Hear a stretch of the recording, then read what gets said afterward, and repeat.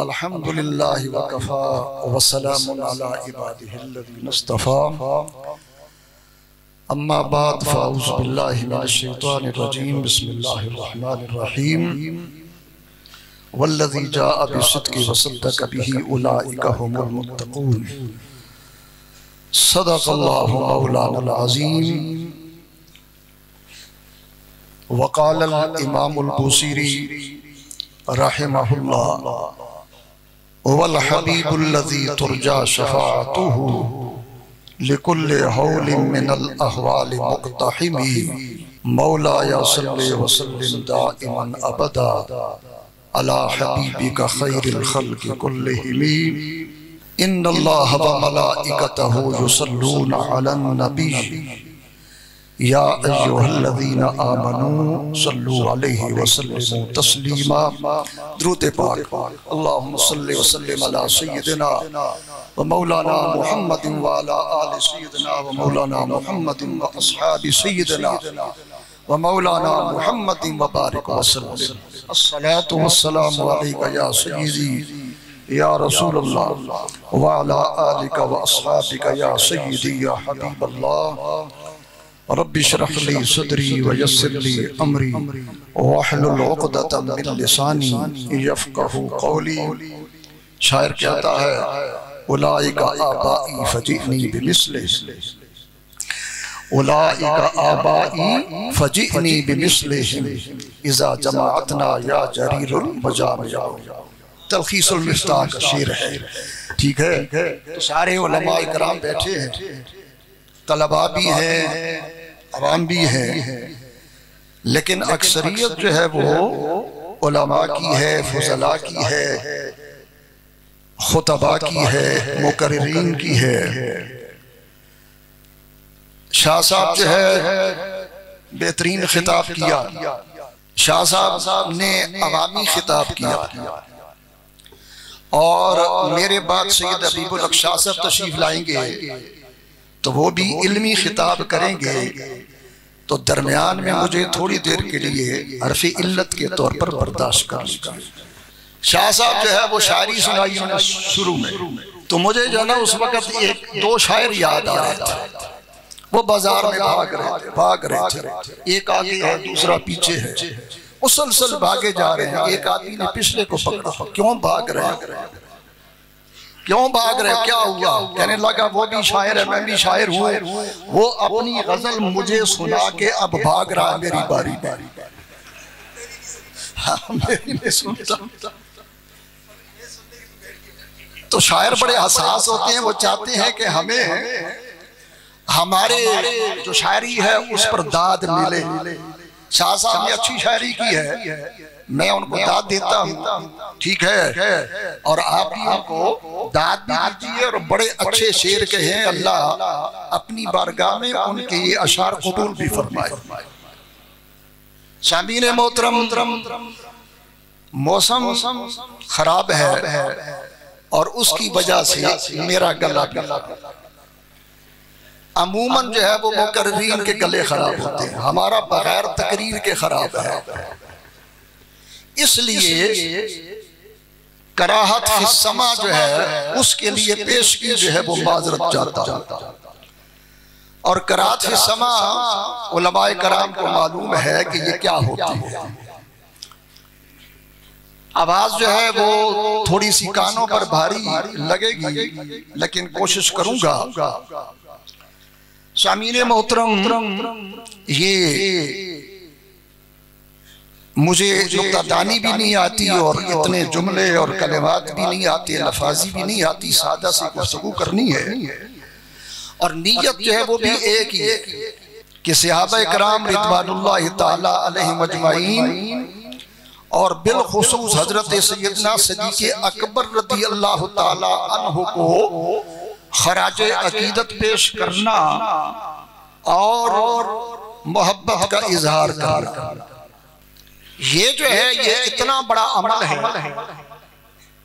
कि हजरत बिश्र हाफी रज़ी अल्लाह ताला वक्त के बहुत बड़े वली, हाफी उनको इसलिए कहते थे कि कभी पाँव में जूता नहीं पहना, नंगे पांव फिरते और मकाम और मर्तबा इतना बड़ा कि बगदाद की जिन गलियों में वो नंगे पांव फिरा करते थे ना, उन गलियों में चौपाए गोबर नहीं करते थे कहीं बिशराफी का पांव आलूदा ना हो जाए।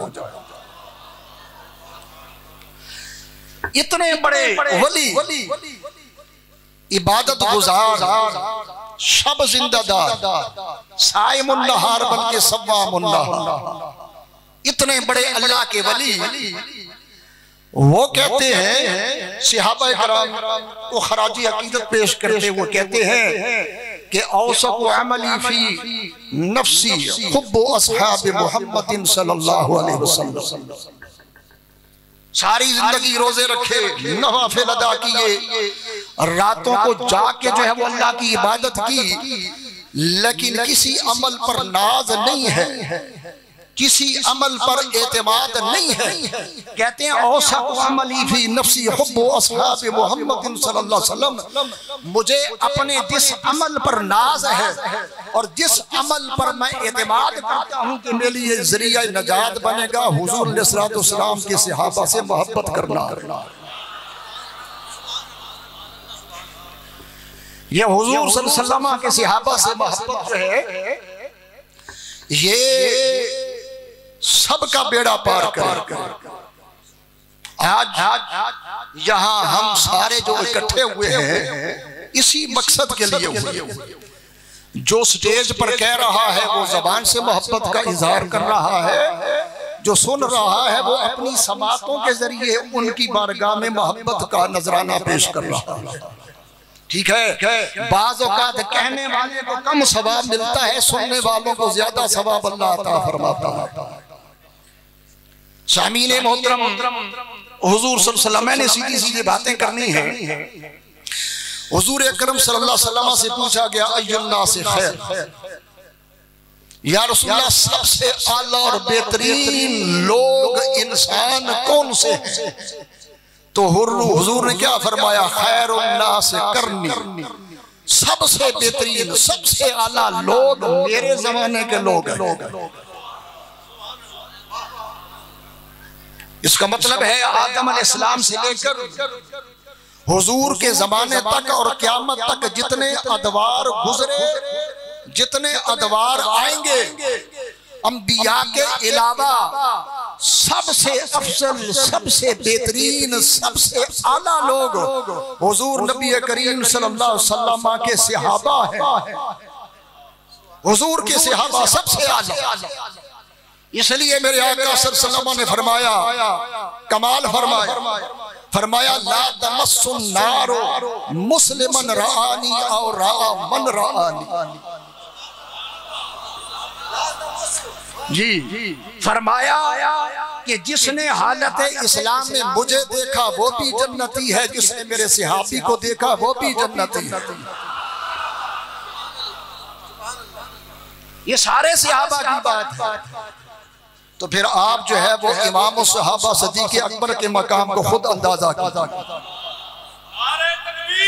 अल्लाह या रसूल अल्लाह,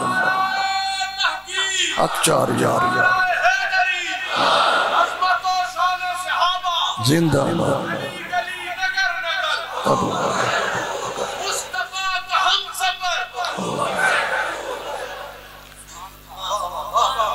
बड़े सारे लोग थे सहाबा, बड़े प्यारे, बड़े सादा, दुनिया से कोई रग़बत नहीं।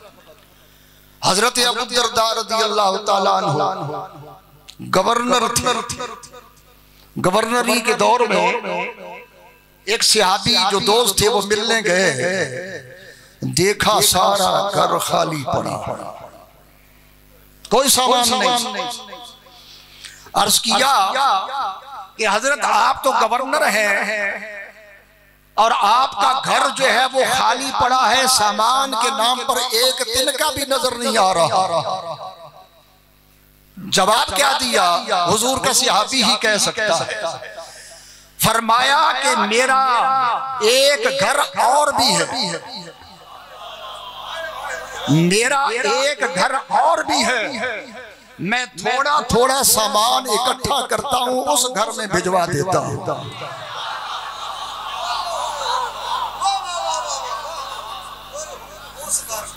ये सहाबा। इसलिए अब्दुल्लाह इब्न उमर रज़ियल्लाहु ताला ने फरमाया कि सहाबा के बारे में कोई गलत लफ्ज मत कहो, बेअदबी न करो, इसलिए कि उनका हुजूर के साथ गुजरा हुआ एक लम्हा तुम्हारी जिंदगी भर की नेकियों से आला और अफजल है। हजरत अबू सईद अल खुदरी रज़ियल्लाहु ताला अन्हु की रिवायत है, मफ़हूम बयान कर रहा हूं हदीस का। हुजूर ने फरमाया क़यामत तक आने वाले सारे मुसलमानों को, जो सहाबा के बाद उसमें ताबीन भी शामिल है, तबे ताबीन भी शामिल है, सारे आइम्मा, सारे औलिया, सारे गौस, कुतुब, अबदाल सारे शामिल हैं। फरमाया कि तुम में से अगर कोई एक उहद पहाड़ जितना सोना अल्लाह के रास्ते में खर्च करे तो वो उहद पहाड़ जितना हजारों टन सोना सहाबा कराम के एक मुद के बराबर भी नहीं हो सकता, और आधे मुद के बराबर भी नहीं हो सकता। मुद कितना होता है आज के दौर में? 525 ग्राम। कितना जी? 525 ग्राम। और आधा मुद जो है वो तकरीबन जो है वो 250 ग्राम से थोड़ा सा ऊपर। तो सहाबी 250 ग्राम जो है वो अल्लाह के रास्ते में दे, उस 250 ग्राम जो है उसका अल्लाह की बारगाह में मकाम इतना बड़ा है, इतना बुलंद है कि उम्मत का कोई फर्द अगर उहद पहाड़ जितना सोना भी अल्लाह के रास्ते में अदा करे वो भी कम है। ये सहाबा का मकाम है। सहाबा से मोहब्बत क्या फायदा देती है? इमाम अबू हफ्स कहते हैं, इमाम अबू हफ्स की बात करता हूं, उमर बिन सलीम, वो कहते हैं कि लौ अन्ना रजुलन, ये सुनिएगा गौर से, लौ अन्ना रजुलन कुल्ला खतियतिन इर्तकब कुल्ला खतियतिन, लौ अन्ना रजुलन इर्तकब कुल्ला खतियतिन मा खला शिर्क बिल्लाह व खरज मिन दुनिया सलीम अल क़ल्ब लि अस्हाब मुहम्मद सल्लल्लाहु अलैहि वसल्लम गफरल्लाहु लहू। इमाम अबू हफ्स कहते हैं अगर कोई शख्स दुनिया का हर गुनाह करे, शिर्क के अलावा दुनिया का हर गुनाह करे और फिर दुनिया से रुखसत हो जाएगा, वफात पा जाए, लेकिन इस हाल में वफात हो कि उसका दिल सहाबा की तरफ से पाक था, अगरचे उसने दुनिया का हर गुनाह किया, अल्लाह फिर भी उसकी बख्शिश फरमा देगा। अल्लाह या अली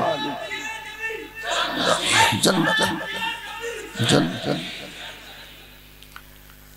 सहाबा किराम इस उम्मत के सबसे बड़े मोमिन, सबसे ज्यादा ईमान वाले, अल्लाह ने जिनके ईमान को मेयार करार दिया। देखिए जब मुनाफिकों ने कहा कि आमन्ना बिल्लाहि व बिल यौमिल आखिर, ठीक है, आमन्ना बिल्लाहि व बिल यौमिल आखिर, मुनाफिकों ने कहा हम ईमान लाए, तो अल्लाह ने उनके ईमान को रिजेक्ट कर दिया।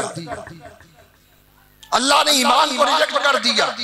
वो कह रहे थे हम ईमान लाए, आमन्ना, अल्लाह ने फरमाया ये वाला ईमान मुझे नहीं चाहिए, मुझे वो ईमान चाहिए जो मेरे हबीब के सहाबा का ईमान है।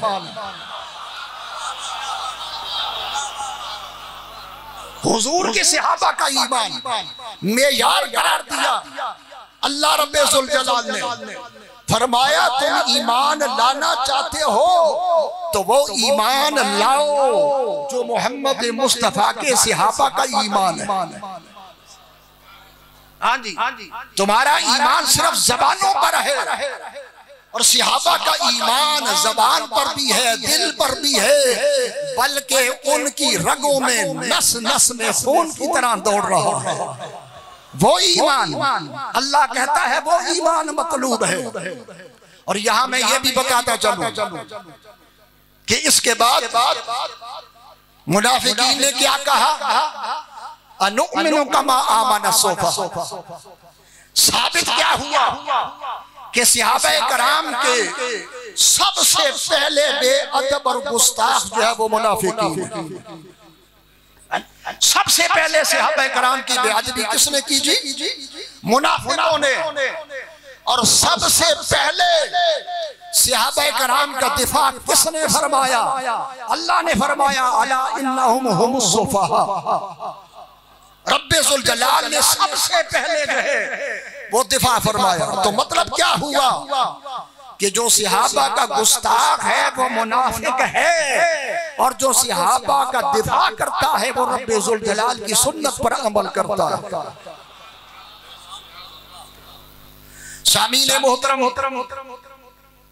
सारे सहाबा हमारे दिल में रहते हैं।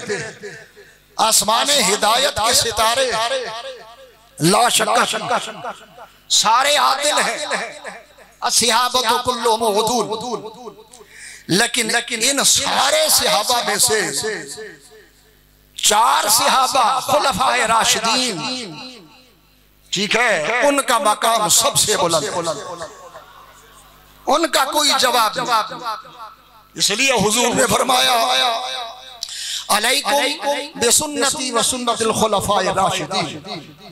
मेरे बाद तुमने मेरी सुन्नत पर अमल करना है और फिर खुलफाए राशिदीन की सुन्नत।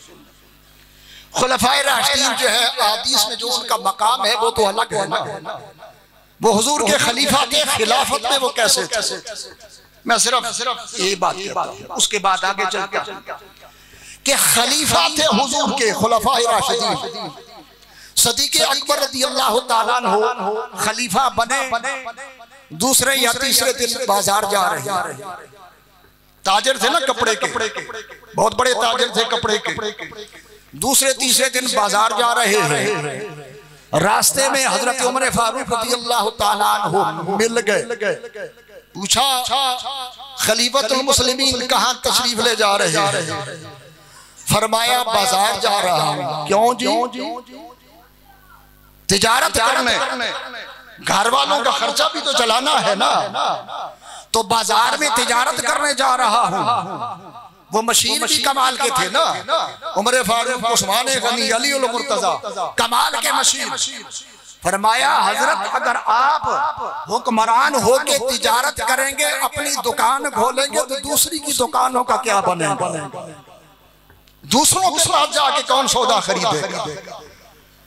तो कहा फिर मैं क्या करूं? तो उन्होंने कहा कि हम एक कमेटी बनाते हैं, वो कमेटी फैसला करेगी आपके वजीफे का। सालाना माहाना वजीफा जो है वो आपको दिया जाएगा, आप तिजारत नहीं करेंगे। ये इस्लामी खिलाफत हुक्मरानी का कानून है कि जो हुक्मरान बनेगा वो तिजारत कारोबार नहीं करेगा। ये चारों खुलफा ने और सहाबाए कराम ने, हुजूर के सारे सहाबा ने फैसला किया था। लिहाजा जो हुक्मरान तिजारत करता है वो सहाबाए कराम जो है उनके उस बनाए हुए कानून की खिलाफवर्जी करता है। वजीफा जारी हो गया। मालूम हुआ एक मर्तबा कि थोड़ा थोड़ा वजीफा जो है ना ये कुछ ज्यादा आता है, ठीक है, वो वाकया आपने सुन रखा है, मैं उसकी तरफ नहीं जाता है। यानी कुछ अरसे के बाद मालूम हुआ कि थोड़ा सा ये वजीफा खर्चा ज्यादा आता है। तो उस वक्त का जो खाजिन था या चेयरमैन था बैतुल माल का, उसको बुलाया और बाकायदा बताया कि मेरा जो माहाना खर्चा आता है उसमें इतना खर्चा जो है वो तुम कम कर दो, इतना खर्चा। मैं हुजूर के खुलफा जो है उनका बता रहा हूं कि खिलाफत के दौर में वो कैसे, खिलाफत के दौर में हजरत उमर फारूक, तवज्जो फरमाइए जनाब,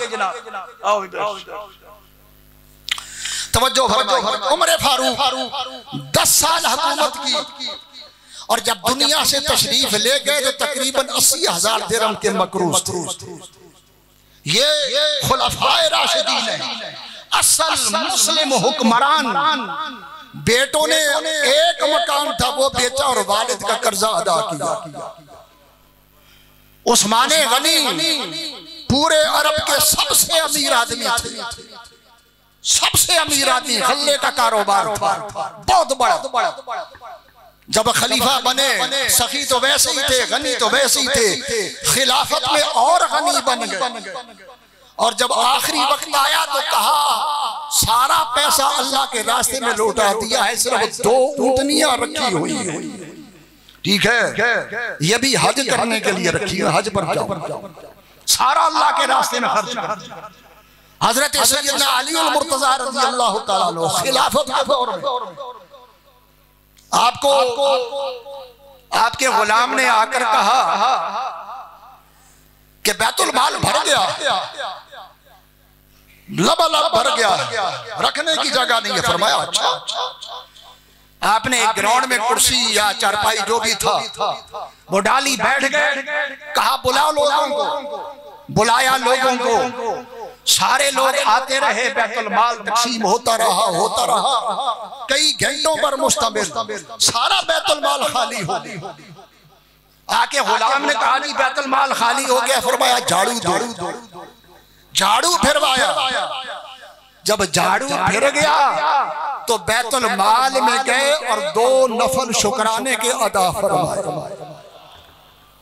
ये हैं हमारे मुस्लिम हुक्मरान, कैसे थे। ठीक है, और आज हमारे हुक्मरान हैं, वो आते हैं तो सबसे पहला काम क्या करते हैं, मुफ्त उमरा करते हैं। मुफ्त उमरा, हाँ जी, मुफ्त उमरा करते हैं और 100-150 बंदा भी साथ ले जाते हैं।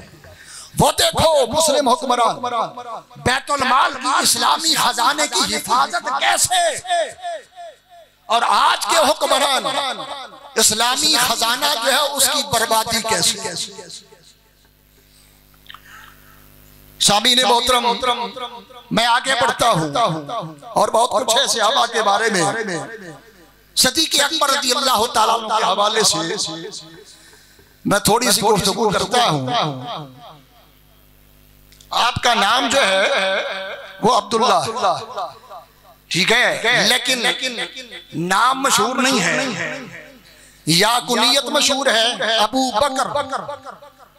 अबू बकर, बकर के बहुत सारे माना है, ठीक है, बकर के बहुत सारे माना है, लेकिन एक माना है उसका बहार का पहला फल।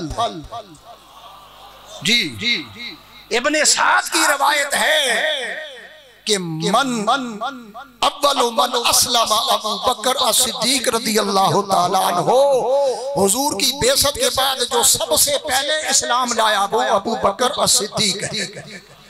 हुजूर के बाग़े रिसालत का पहला फल अबू बकर सिद्दीक रज़ियल्लाहु ताला अन्हु। जी, पहला बहारे रिसालत का पहला फल सिद्दीक़ अकबर रज़ियल्लाहु ताला। और मैं यहाँ ये भी बयान करना चाहता हूँ, हम आपको सिद्दीक़ अकबर कहते हैं, सिद्दीक़ सिर्फ नहीं कहते, सिद्दीक़ अकबर कहते हैं। क्यों कि हुजूर के सारे सहाबा 1,24,000 से ज़ायद सहाबा वो सारे के सारे सिद्दीक़ हैं। जी, सारे सहाबा सिद्दीक़ हैं और उन सारे सिद्दीक़ों का इमाम जो है वो सिद्दीक़ अकबर है। सारे इमामों, सारे सिद्दीक़ों का इमाम, इसलिए हम उनको सिद्दीक़ अकबर कहते हैं। ऊपर जाओ तो 8वीं पुश्त में जाके हुजूर और हजरत अली रज़ियल्लाहु ताला अन्हु के साथ उनका सिलसिला नसब एक हो जाए, 8वीं पुश्त। और नीचे आओ तो 6ठी पुश्त में फिर एक हो जाते हैं।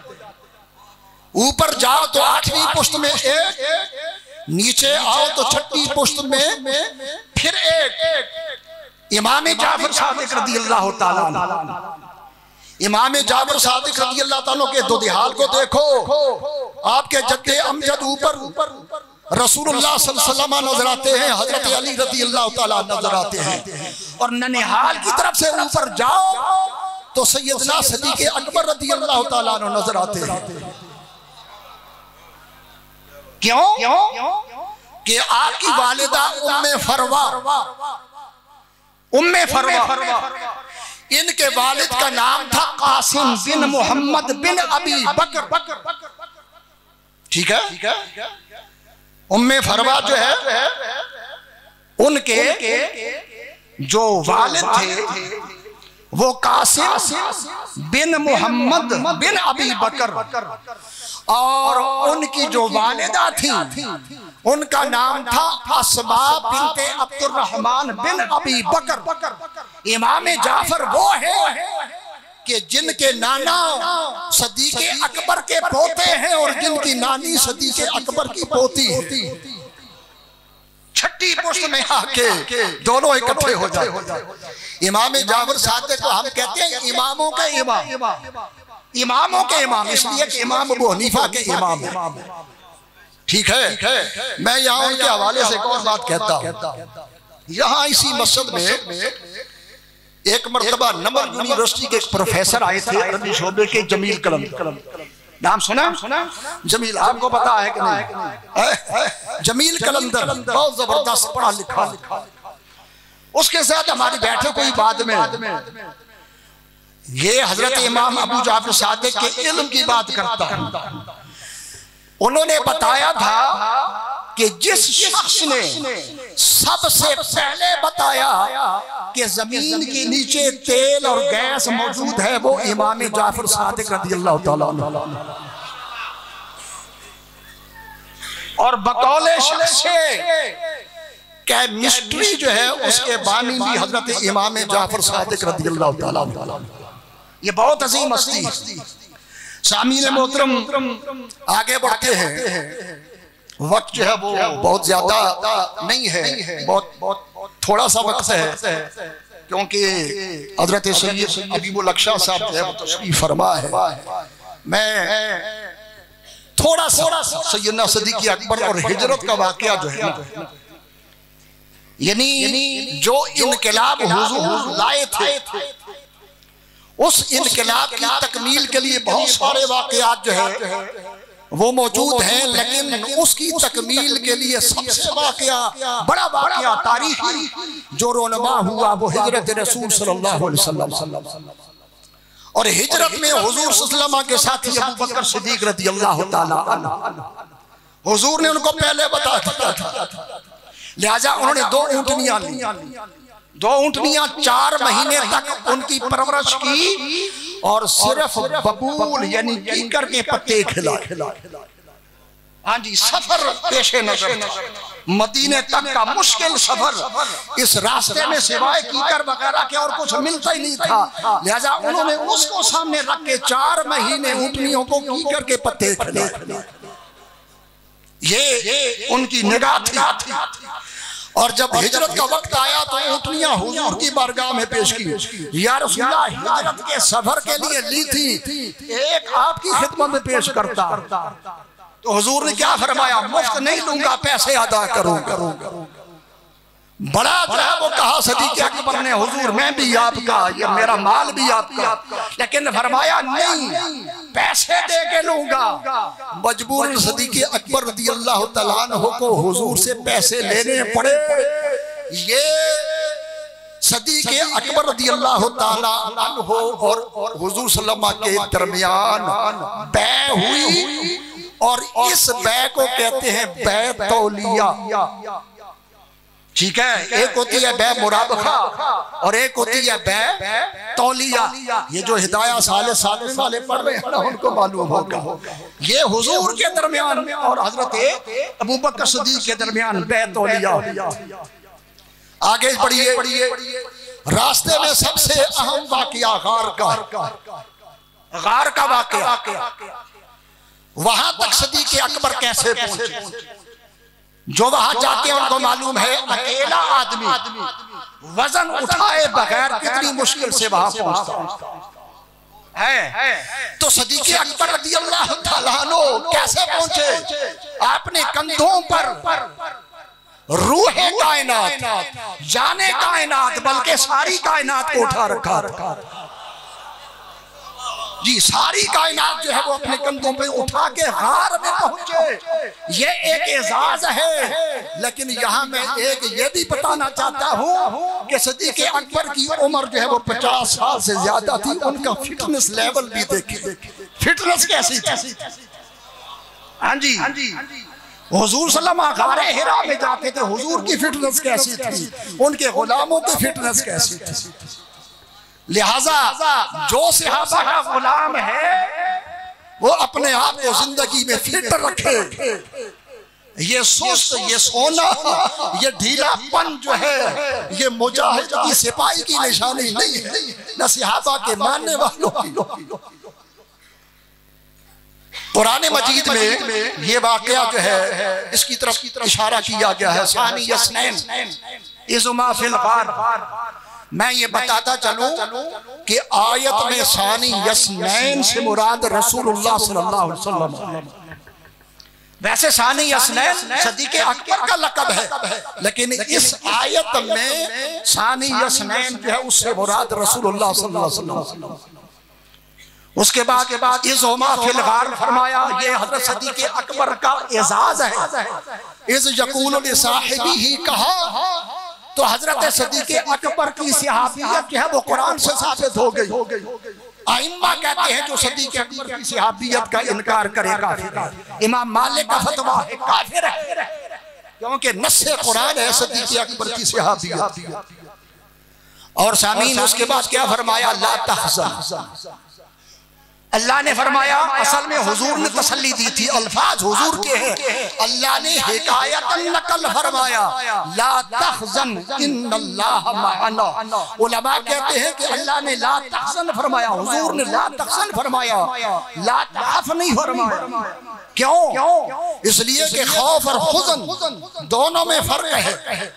खौफ उस डर को कहते हैं जो किसी को अपने बारे में होता है। हाँ जी, खौफ उस डर को कहते हैं जो किसी को अपने बारे में होता है, और हुज़न वो डर होता है जो अपने बारे में नहीं दूसरे के बारे में होता है। सदीक़ अकबर को अपना डर तो नहीं था, उनको तो डर था तो रसूलुल्लाह सल्लल्लाहु अलैहि वसल्लम को कुछ ना हो जाए। और उसकी दलील यह है कि रास्ते में सैयदना सदीक़ अकबर रज़ियल्लाहु ताला अन्हु कभी जो है वो हुजूर के आगे चलने लगते, कभी पीछे, कभी दाएं, कभी बाएं। हुजूर ने पूछा सदीक़ अकबर ये कौन सा तरीका है, कभी आगे हो जाते हो, कभी पीछे, कभी दाएं, कभी बाएं। तो अर्ज किया या रसूलल्लाह, जब सोचता हूँ दुश्मन पीछा कर रहा है तो पीछे आ जाता हूँ, और फिर सोचता हूँ आगे कोई घात लगा के बैठा होगा, आपके आगे आ जाता है। ये सदीक़ अकबर रज़ियल्लाहु ताला खदशात थे हुजूर के बारे में। गार के अंदर खदशात का इजहार किया, हुजूर ने तसल्ली दी। बार सुराका आया, हजरत सदीक़ अकबर रो पड़े। हुजूर ने फरमाया ला तहज़न इन्नल्लाह मअना। गार के अंदर अर्ज किया या रसूलल्लाह, ये गार के दहाने के सामने जो बंदा खड़ा है, अगर ये थोड़ा सा नीचे हो तो हमें देख लेगा। हुजूर ने फरमाया कल्ला, सवाल ही पैदा नहीं होता, कल्ला हरगिज़ नहीं। इन्ना मलाइकतन तस्तुरुना बिअजनिहतिहा, इसलिए कि अल्लाह के फरिश्तों ने हमें अपने परों में छुपा रखा, वो देख ही नहीं सकते। सामीने मोहतरम, वक्त हो गया है, बहुत सारी बातें हैं रह गई हैं। मैं आखिर में ना 2.25 साल हुकूमत सैयदना सदीक़ अकबर रज़ियल्लाहु ताला बड़े लाजवाब फैसले किए। एक फैसला लश्कर उसामा, ठीक है, ये वो तसल्ली वाली बात है ना, जबरदस्त जुर्रतमंदाना तारीखी फैसला। लश्कर उसामा भेजने का सहाबा ने कहा ना भेजे, फिर कहा सिपा सालार तब्दील कर दे। फरमाया लश्कर भी जाएगा, सिपा सालार भी उसामा होगा।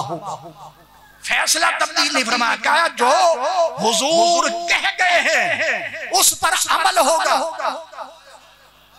और आपने अमल करवाए। मैं ये बताता हूँ इसके बारे में, जब पहली गनीमत आई ना, पहली गनीमत खड़े हो गए, सहाबा को कहा हुजूर ने किसी के साथ वादा किया। एक सहाबी उठे, उन्होंने कहा कि जब हुजूर ने मुझे फरमाया था कि आपके कोई गनीमत आई, माल आया, तो मैं तुम्हें इतना इतना इतना दूंगा। 3 मरतबा इतना इतना इतना दूंगा। फरमाया इधर आओ। सदीक़े अकबर ने अपने हाथों से वो जितना माल पड़ा था ना, 3 मरतबा वो हाथ भरा और उसकी झोली में डाल दिया। हुजूर की इताअत ऐसी। तो लश्कर उसामा भेजा, उसके फवाइद क्या थे? कुफार पर दहशत, कुफार मदीने पर हमले के लिए तैयार थे। आपने लश्कर भेजा और उन्हें समझा यार ये तो बड़ी कुव्वत के मालिक हैं, हमले से बाज रहे। दूसरा हुजूर की इताअत हो गई, और तीसरा क़यामत तक आने वाले सारे मुसलमानों पर एहसान फरमाया। क्या एहसान फरमाया जी? कि अगर वो फैसला तब्दील हो जाता, सदीक़े अकबर लश्कर न भेजते, सिपा सालार जो है वो बदल देते, फैसला बदल देते, आज के दौर के हुक्मरान और असम्बलियां इस्लामी और दीन के अंदर वो तरमीमें करती कि दीन का तिया पांचा हो जाता। दलील किसको बनाती? सदीक़े अकबर के फैसले। हाँ जी, क़यामत तक आने वाले सारे निकम्मे फराडिये हुक्मरान, उनका रास्ता तरमीमों का रोक दिया। ये बहुत बड़ा फर्क है। और आखिर में कहता हूँ 2.25 साल हुकूमत 2 सुपर पावर के साथ टकरा कर, मुर्तदीन के खिलाफ, मानीने ज़कात के खिलाफ, झूठे नबियों के खिलाफ, जिनके खिलाफ लड़ने पर अल्लाह ने मुसलमानों को नारे रिसालत अता फरमाया। ठीक है, और 2 सुपर पावर के खिलाफ जंग की। इतनी फतूहात है, इतनी फतूहात है कि अगर आपकी 2.25 साल की उन फतूहात जो है उनको फी दिन पर तकसीम किया जाए तो 99 मील फी दिन बनता है।